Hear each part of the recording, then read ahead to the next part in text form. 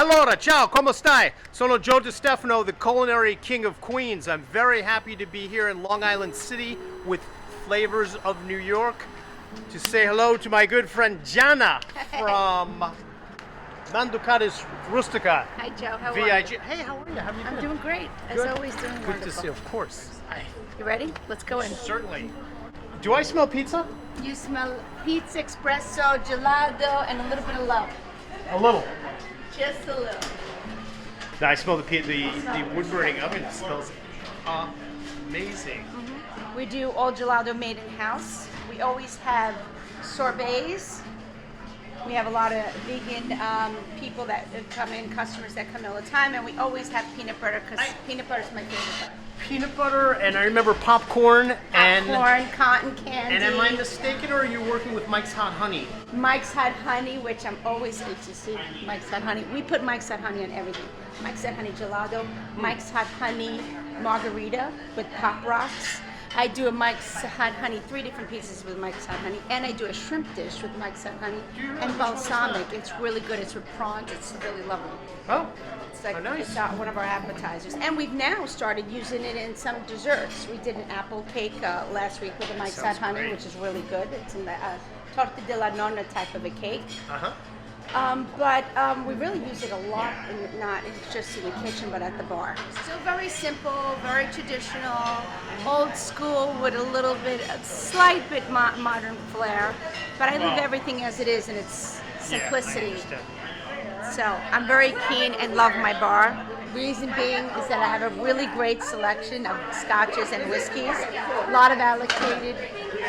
Also, I see you have a lot of Japanese whiskey. Yes, a lot of Japanese whiskey. I think that's phenomenal. nice. I actually even have like Legend, that's a cross between Kentucky and Japanese. I had no idea. Yeah, and it's a really great history behind it. But then I have some really great old school items, including all the Amatos, all the limoncellos, the grappas, Yeah. you know. That was the old bookie's hat from the neighborhood. Really? Yeah, it's a long history. It's a very old hat. That is a A lot of people talk about the story. I tell them the story. There was actually, when I got it, there was money in there. I'll bet there was. Okay, so we have a confirmation going on. So why don't we go in the back garden so we can Great. talk? I do not need to get confirmed again, much as I...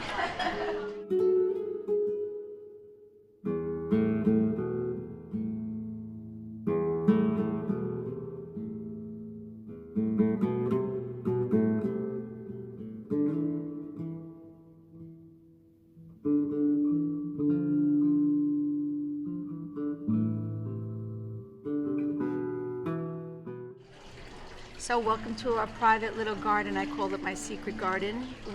It's only by reservation only, but during COVID it was great because we let everyone use it. The whole community use it. They did their work back here. They were far apart from each other. Even though the that's great, restaurant was Jenna. closed, Yeah. we had everybody from the community use it as a workspace. We just Yeah. let them use it, you know? We weren't serving anything, we weren't doing it, but we just let the whole community use it. The whole point of this was actually a love project from SBA. They were doing this Love Your really? Local. You ever heard of Love Your Local? I have, and I first of all, thank you. So I've only seen this outside the window. Uh-huh. You showed me once when I was writing the book. And Yes. it's super awesome. So I'm so happy to be out here. So you said it's been here how long? It's been here, it's 3.5 years. Wow. It was 100% reclaimed, everything in here from the wood on the tables, but we just had to redo this part. We had to take the other part down because in the last storm, we lost everything, including the ivy and the beautiful vines that hang down and grew. We lost all that other section, so we had to get something that was sturdy and more comfortable because, I totally understand. City said that you had to have something that would really serve. Remind me, how long ago did you open the restaurant? The restaurant's now opened, it's almost 15 years. 15 years. And some people come in here for the first time being like, when did you open? Did you just open last week? I'm like, nah, I've been here 15 years. Uh-huh. It's more of a word of mouth kind of a place. I don't do any advertising, as you know. It's just really a word of mouth, and I kind of have my own clientele, and I'm really fortunate because I have a great clientele. They come from everywhere from, the east side, the west side, from Westchester, a lot of people from Bayside, Whitestone. People from Bayside, really? Bayside Okay. and Whitestone, huge, like, Well, there's a cluster of huge people. Italian and Italian-American population in Whitestone. Yes, it's really Middle Village, Sunnyside. Yep. And it's crazy because, like, I'm a neighborhood restaurant, right? Everyone calls me the neighborhood spot, but it's like nobody really is coming from. And are the newer residents of Long Island City enjoying it and The newer patronizing the restaurant? newer ones are noticing the restaurant more than the ones Nice. who've been And here these for are a the long ones, period of and those are the folks who say, "Did you open last week?" Yeah. They're like, Because "Oh my there's also a lot of new stuff opening. So Uh-huh. you mentioned that people were out here during COVID, with their laptops Yes. and stuff. How was COVID free? Were you closed for a while? COVID was very difficult. I'm a woman-owned business, smaller compared to everybody else who has like a huge, gigantic staff. Right. A lot of people didn't want to come back to work. It was very difficult. At first, I reopened opened the restaurant. It was myself when we were allowed to, myself and 3 other people. But I didn't close the restaurant through COVID. Most people don't know this. I stayed open while my mom and I literally would cook meals. No one was giving us money like all these other people were like this stuff. Like we were delivering to Mount Sinai Hospital. We were feeding the local elderly that were here. We had a crew that would just come in and pick up a bag and bring it to this person because we had to cook for ourselves and for our families, right? So then we found out that there was one person like across the street, Mary, who was all by herself. God rest her soul. She passed away. And Mary Padula, remember Mary? And there was so many elderlies that were left in Long Island City that nobody even. So we would just make meals and send it. It wasn't like there was any kind of help. No one even helped us out with it. But we did it. We did it because we were able to. Sometimes when a restaurant, whether COVID or whatever, if they have a downturn in business, it's better to stay open and scale back than to close and start the engine again and kind of because you just lose momentum. And so I know we're talking about the elderly, but I wanted to talk about the young photographer who comes here. What's his long name? What's his long name? 99-year-old photographer. Michelantonio. I forgot his long name. Vocado. No, but it's such a his full name is like. Yeah, he likes to be Tony known. Vaccaro. He knows to be known as the Maestro Tony. Maestro Tony. Yeah, he's a regular, and he hung out here through COVID also.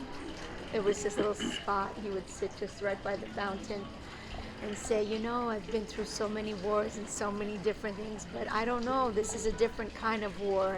And it was sad. It was really sad. He was very sad through it. And he got COVID. He was on... Did he get COVID? He got COVID. He was really, really sick. What are your most famous dishes? Okay. Remind me. I have a lot of famous dishes. So, my parents have one restaurant, and I have and this one here. My mom is known for her famous shrimp ida, right? I'm actually known for my pizza, and I'm known I change my pasta so often. I make a beautiful homemade ravioli with very, very simple. I call it fra diavolo. It's just with it's spinach and cheese. But everyone comes here for my pizza. A lot of people come for the pizza and the fish. Really? Yeah. But you had there's a pasta on your menu that has your name in it. Which one is it? Oh, Mama Gianna. I make it for all the pregnant moms. It's Mama Gianna sauce. So it was like a big thing about it because it was the only pasta that a lot of pregnant moms could eat. And then when they were in their last trimester, they would come here and I would make it when they were overdue. Yeah. They call it Mama Gianna's pasta because all the kids like it too. It's it's organic, fresh tomatoes. I crunch it like this. It's very simple tomato sauce. Nothing's in it, but when the moms are overdue, we actually put hot pepper, and it helps them to go into every culture feels that way, that spicy foods rush things along. Yeah. So it's especially known in Long Island City. You ask a lot of people, they'll tell you that I was the baby essentially says, basta, I'm out. Stop giving me spicy food, I'm breaking out. Is that what happened? As you asked me before, I do a lot of different things. I have a nice ribeye. I use Pat LaFreda as my meat purveyor. I have a great vegetable guy, and I keep it very simple and old school. Sure.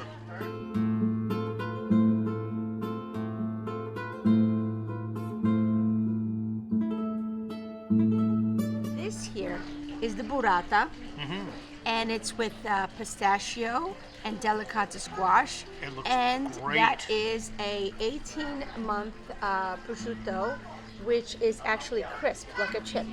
We slow cook it for about, I'd say, a good hour, very, very low until it becomes a chip.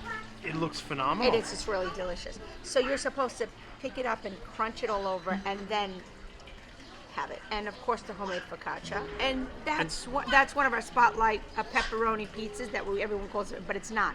It's a Diavola pizza, and it's made with Mike's Hot Honey. So it's pepperoni, basil, yes, jalapenos, and Mike's Hot Honey. And crunch it. Crunch the chip.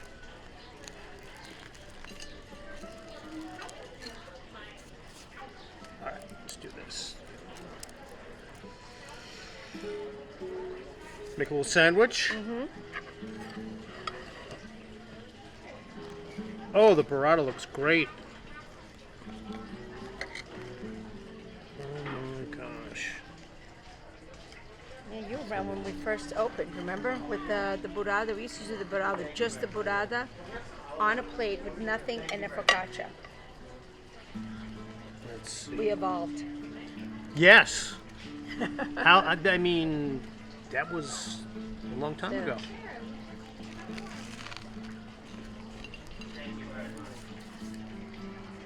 It's light, not Wow. overflavored. Really good. It's so creamy. Yeah, and you could taste everything else that's on there. It's not an overkill. It's very light, very slight, different tastes. This is really good though. Yeah. Wow.